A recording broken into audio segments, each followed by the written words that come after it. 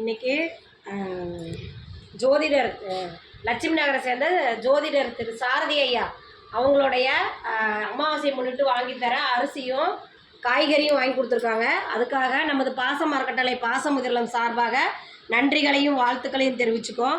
உணவுக்காக அரிசியும் மளிகை பொருள் மற்றும் மார்க்கெட் பொருளும் வாங்கி கொடுக்குறேன். அவங்க குடும்பம், தொழில், வாழ்க்கையில் அனைத்து செல்வம் பெற்று நீடூழி வாழ நமது பாசம் அறக்கட்டளை பாசமுதிர்லம் சார்பாக இறைவன்கிட்ட ஒரு பிரார்த்தனை வச்சுக்கலாம்.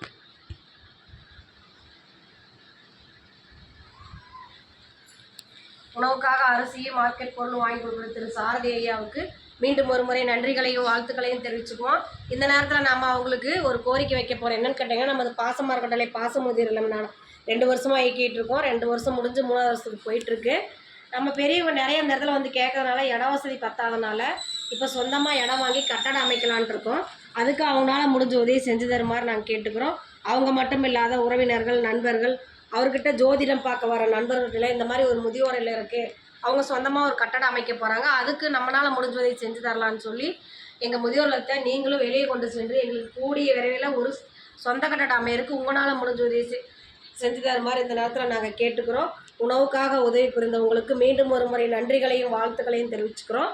வாழ்க வளத்துடன்.